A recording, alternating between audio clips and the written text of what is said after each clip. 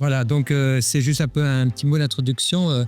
D'abord, il faut remercier le ministère de nous accueillir parce que la salle est toujours aussi belle et ça nous permet effectivement d'avoir pas mal d'échanges entre nous. Et puis, on voit bien, enfin, on est bien installé pour avoir une bonne journée autour de ce joli thème qui est l'éco-jardin et son évolution. On aura également deux personnes qui viendront nous apostropher, à savoir Véronique Menez, adjointe à la directrice de l'eau et de la diversité du ministère, et Gaëlle Thévenot, qui est la directrice adjointe, acteur et citoyen de l'Office français. Donc ça, c'est une preuve importante de la part du ministère que Éco-Jardin est une chose importante pour eux, c'est un acteur utile. Voilà. Alors, la gestion économique peut-être pas, mais écologique, c'est toujours un peu compliqué parce qu'il suffit d'ouvrir la radio ou la télévision. C'est pas de ça qu'on parle le plus. Beaucoup de lobbying contre, beaucoup de règlements qui bougent, notamment au niveau européen. Vous avez dû voir que progressivement, on se dit que l'ensemble des pesticides et tout ça, on peut les remettre. Donc, on se dit, aïe, aïe, aïe, écologie, là-dedans, ça n'est pas grand-chose. Alors, nous, on a une chance incroyable, Éco-Jardin, c'est qu'on est dans le domaine urbain. Et le domaine urbain, c'est pas un domaine productif, donc il n'y a pas de ces sujets économiques qui se glissent dessus. Et donc, je crois que c'est important que Éco-Jardin existe et que cette démarche écologique existe en ville, parce qu'on est presque un lieu de test et qu'on a derrière une attention bienveillante de plus en plus de la part des citoyens qui veulent avoir une ville durable, une ville agréable, une ville avec de la biodiversité. C'est des mots qui sont plus interdits. Je veux dire, je me rappelle à Versailles, au début de la mandature, quand on a fait un plan arbre, on était surtout en train de se dire comment on va faire passer l'idée que de temps en temps, les arbres, il faut les abattre. Ça a été très compliqué. Mais maintenant, on n'a plus de plaintes. On avait pas mal de plaintes sur le fait qu'on disait, tardif, c'est pas terrible, c'est pas aussi propre qu'avant. On a moins ce genre de considération. Bon. Alors, par contre, les considérations de dire si on met un arbre de plus, on a une place de voiture en moins, ça, c'est pas encore donné, on va dire. Voilà. Alors, Éco-Jardin, c'est quand même un des bras armés du ministère et notamment de la stratégie nationale biodiversité au niveau du gouvernement. Donc ça, c'est vraiment un point important à bien avoir en tête, c'est qu'on est quand même soutenu par le ministère et on est considéré comme étant un acteur important. Et je pense que l'acteur, il est important parce qu'il est de terrain. On n'est pas trop dans des concepts fumeux et des espèces de greenwashing. On est sur le terrain et on envoie des gens de terrain et on prend des décisions de terrain. Donc, c'est un côté un peu remarquable. Enfin, moi, je suis pour, en ce qui concerne l'ensemble des parcs et jardins qui sont gelés avec les panneaux, soient un peu plus gros pour que les citoyens commencent à comprendre que ce qu'ils demandent, ce qu'ils veulent, il est en application. Voilà. Donc ça, c'était mes deux petits points stratégiques, on va dire. Pour continuer, 2025, là, je ne vais pas vous donner plein de chiffres parce que Aurore, d'abord, les a elle-même et puis va vous mettre ça en détail. Mais on a quand même 130 sites qui ont été labellisés cette année, très bien. 882 sites labellisés. Alors, on n'est pas à 1000 parce que le maire de Versailles, il faudrait aller jusqu'à 1000. Bon, il ne faut pas faire du greenwashing. Donc, on le fera quand on pourra. Ce n'est pas le sujet. Le sujet, c'est d'être sûr que ce label s'étend. Voilà, donc... Aurore vous en parlera plus en détail. Sinon, il y a quand même un point important que vous verrez, et puis notamment à l'occasion des présentations, c'est que l'État applique quand même de plus en plus ce genre de considération. Donc, avec d'une part les sites patrimoniaux, mais aussi l'ensemble de l'emprise foncière, je dirais, de l'État, que ce soit les préfectures ou des ministères. Donc, beaucoup de personnes, mais notamment Dominique Pougeot, on voit une vraie mutation également de l'État. Donc, c'est bien, ça montre que ça, c'est un sujet qui politiquement a du sens. Voilà, ça c'était 2025. 2026, donc on vous avait dit depuis un certain temps qu'on allait faire évoluer le label pour qu'il soit plus simple, qu'il soit peut-être un peu plus digital, qui permettra d'avoir moins de papier dans tous les sens. Et voilà, donc on a fait quelques tests de terrain, on a maintenant vu un peu ce qu'on voulait et que 2026, on va commencer à le mettre alors on va le mettre en œuvre dès maintenant. Alors surtout en ce qui concerne les nouvelles grilles et avec une approche bienveillante. Donc l'idée, c'est pas de dire on va coincer un certain nombre de personnes, c'est de dire attendez, on va prendre en compte des nouveaux facteurs et le facteur de plus en plus du changement climatique qui intervient. Donc, le label évolue, c'est normal. Je pense qu'un label qui évolue pas, c'est qu'il est presque mort. Voilà. Et il y en a d'autres que je connais comme ça, que je trouve un peu déjà morts. Mais enfin bref, c'est un autre sujet. Voilà, donc voilà, votre démarche éco-jardin, elle s'inscrit vraiment, je pense, dans un mouvement qui n'est pas prêt de terminer et qui est bien grâce à vous. Hein, parce qu'au total, comme je disais, c'est une action de terrain, c'est vraiment le terrain qui fait. Et puis nous, éco-jardin, on est là pour labelliser, mais labelliser, c'est pas de donner des notes, mais c'est de permettre à faire une évolution permanente et surtout une amélioration des pratiques. Donc le label, pour ça, est une chose remarquable. Voilà, donc c'était un peu tout ce que j'avais envie de vous dire. Donc je vous félicite pour ceux qui vont être sur la scène. Voilà, donc on vous remercie beaucoup de témoigner de ce que vous avez vu cette année en 2025. Comment ça s'est passé? Ça, c'est une chose importante qu'on veut savoir. Je crois qu'un des éléments, un grand élément de Éco-Jardin, c'est le partage des pratiques, les bonnes pratiques. C'est la capacité à avoir un réseau entre plusieurs villes et plusieurs bailleurs, plusieurs entreprises, etc. Et donc, c'est de voir un peu comment on peut faire mieux, toujours mieux. Et je pense que là, il y a une avenue, c'est la 14e rendez-vous. Hein, donc, et il y a toujours autant de monde. Donc, on n'arrive pas à vous décourager. Donc, ça veut dire que vous êtes tout à fait, et ceux qui sont à distance, tout à fait intéressés par entendre tous ces témoignages. Donc voilà. Alors le dernier point, il est important de remercier ceux qui font parce que c'est important de voir qu'il y a quand même toute une équipe. Il y a d'une part le comité. Le comité, c'est 25 personnes. On se réunit 2 fois par an. On a des bouquins à lire entiers et puis on passe vraiment une grosse partie de la journée à débattre sur les éventuels sujets litigieux au niveau de l'acquisition du label. Donc ça, c'est un premier point. Le deuxième, les auditeurs et les auditrices. Alors, j'ai eu une remarque de la part d'Aurore qui disait qu'il y a maintenant plus d'auditrices que d'auditeurs. Le point là-dessus. Et puis, qu'est-ce que j'avais à dire? Oui, donc Dominique Pougeot qui doit être là. Merci pour nous avoir aidés à mettre ça en œuvre. Et puis, on est adossé, comme vous savez, à Plantes et Cités. Donc là, il y a toute une équipe. Donc, c'est Aurore Mikans, mais elle n'est pas seule. Une série d'autres. Il y a Océane Madir, Ludovic Provost, Alice Meyer-Grand-Bastien, Mélissa Oisy et donc Aurore, qui font un boulot fantastique. Et je trouve c'est un vrai plaisir pour moi en tant que président de n'avoir rien à faire, mais simplement statuer sur le fait que... Merci beaucoup. Alors on va commencer juste pour vous rappeler le programme de cette matinée. Je vais vous donner quelques informations sur les actualités du label. Et ensuite, il y aura 2 tables rondes. Une table ronde autour des sites patrimoniaux et une table ronde autour de la transmission des savoir-faire avec l'intervention d'établissements d'enseignement.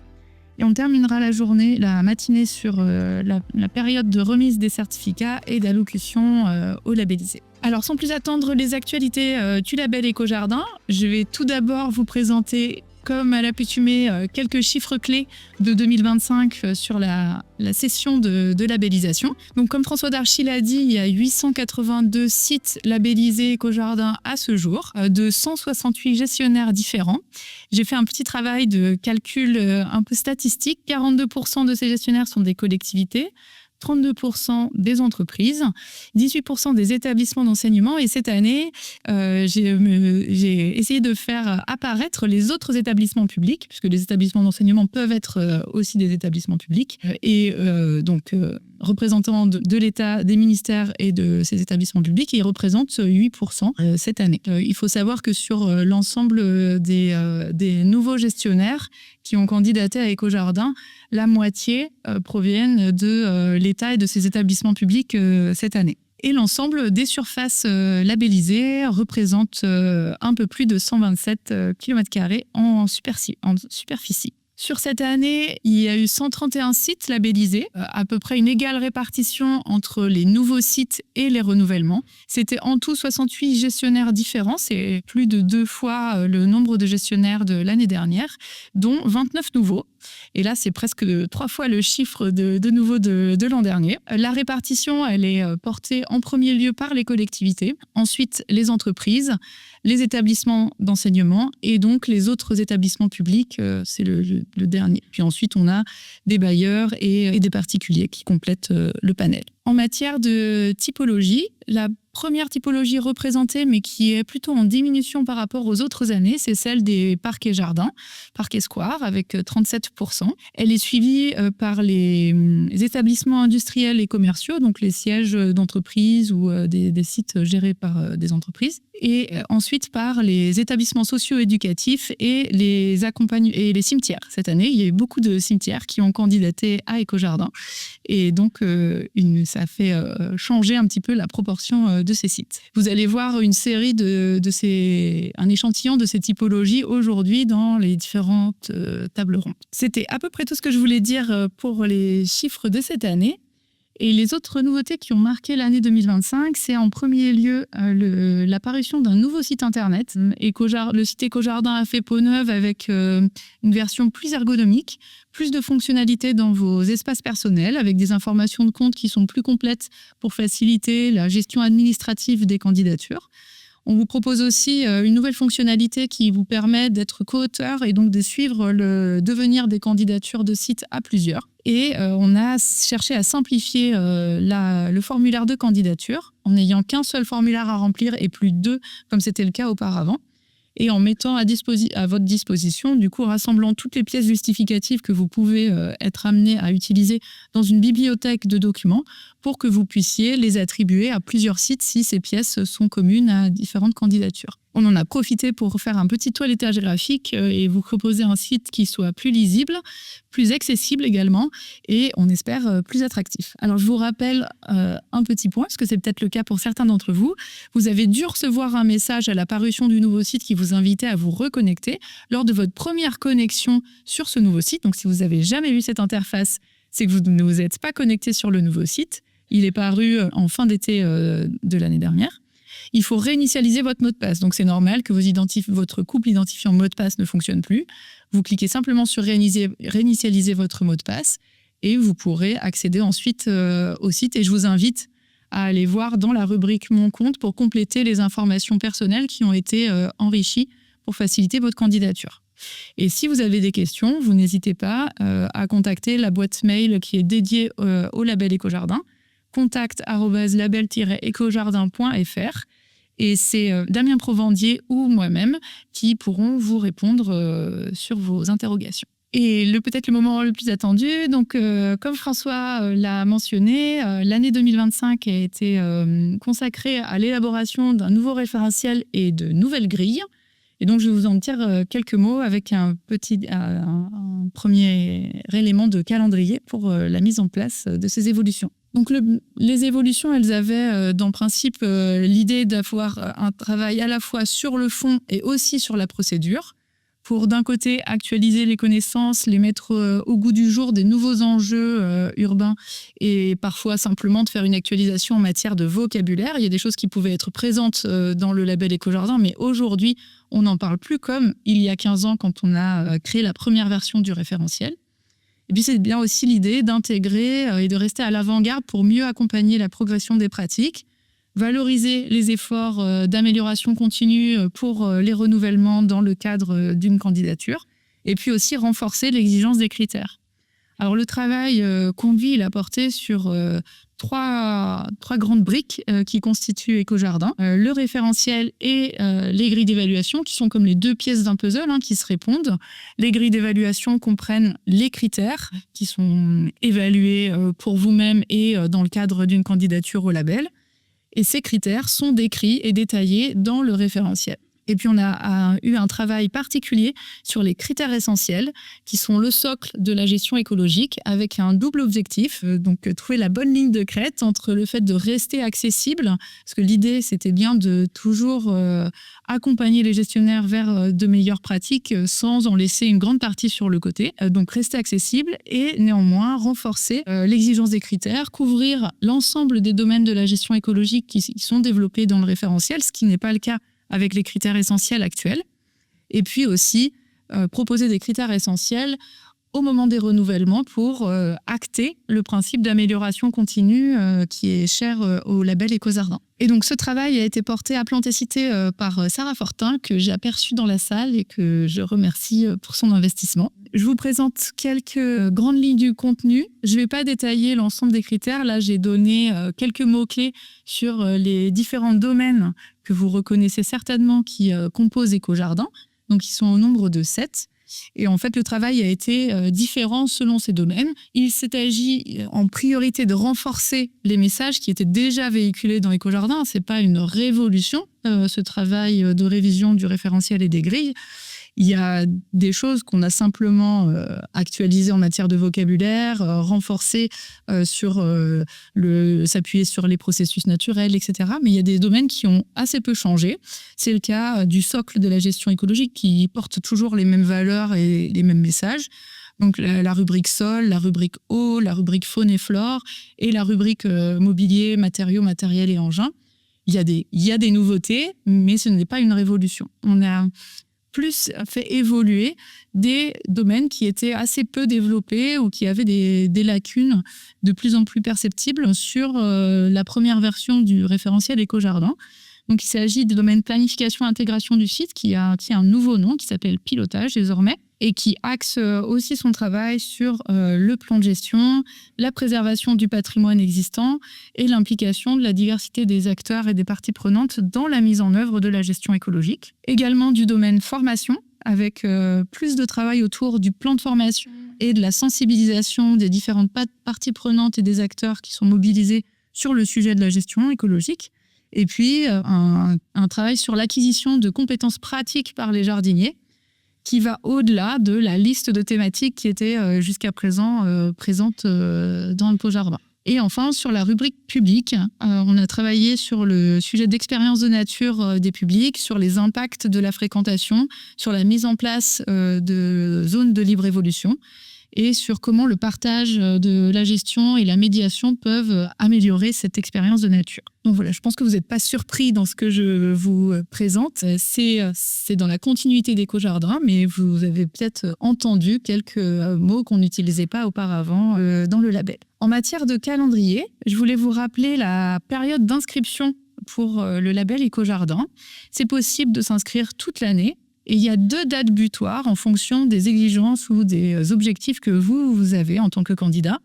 C'est avant le 31 mars pour un passage au premier comité de labellisation qui se déroule habituellement fin juin et avant le 31 août pour un passage au second comité de labellisation qui se déroule fin novembre. La période d'audit en 2026, elle se déroule de début avril à fin octobre. Donc, elle est un petit peu retardé pour le fait de mettre en œuvre, dès 2026, la nouvelle grille. La mise en œuvre, comment elle va se passer ? Vous allez être audité sur la base de la nouvelle grille, mais pour faciliter la transition, le choix que le comité de labellisation a fait a été de conserver les critères essentiels actuels que vous connaissez tous pour cette première année. Et l'année prochaine, il y aura donc la nouvelle grille qui sera utilisée avec les nouveaux critères essentiels.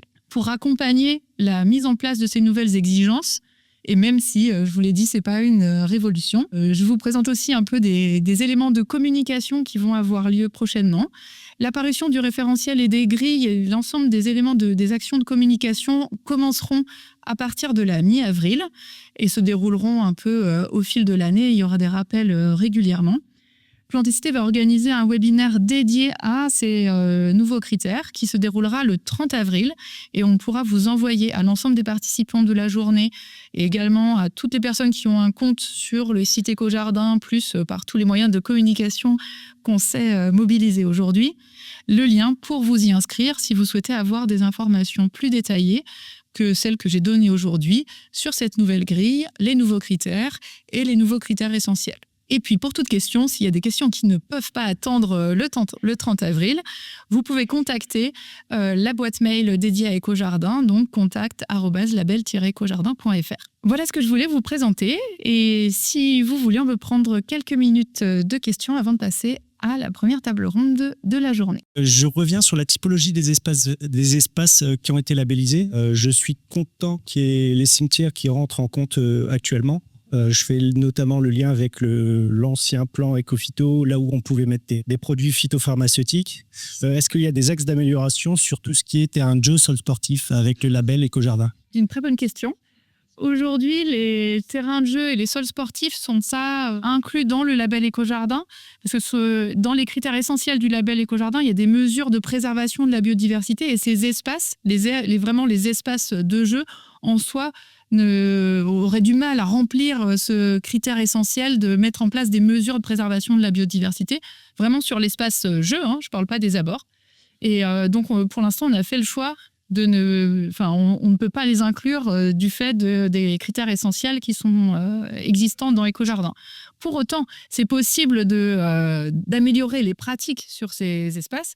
Et Plantécité a publié un guide, notamment sur les pratiques de zéro phyto sur les sols sportifs. On pourra, de la même manière, partager le lien et même en dire quelques mots si besoin, pour faire progresser les pratiques de gestion des espaces verts sur ce sujet très spécifique. Est-ce il fonctionne pas, non? Si, c'est bon. Est-ce qu'il est possible de labelliser la ville complète? Parce que nous, on a 65 sites. À un moment donné, ça n'a plus de sens. Alors, Ville de Pantin. Oui, donc la ville de Pantin a beaucoup de sites labellisés. C'est possible. Dans le label Éco-Jardin, il y a une démarche. C'est un label qui reste un label de site. Donc, il y aura toujours cette notion de site. Mais il y a des gestionnaires qui ont fait le choix de labelliser l'ensemble des sites qu'ils ont en gestion. C'est le cas, par exemple, de la ville de Rennes. Et donc là, après, il y a un processus d'échantillonnage avec un échantillonnage représentatif de la diversité des typologies qui sont gérées, de la diversité des équipes qui interviennent sur le terrain pour qu'on puisse... et de la diversité des sites. Et donc, on peut, avec ce fonctionnement d'échantillonnage, labelliser l'ensemble des sites. Voilà. Pas d'autres questions ? Eh bien, du coup, je vous remercie et je propose de passer à la première séquence de la journée qui va être animée par ma collègue Alice Meillet.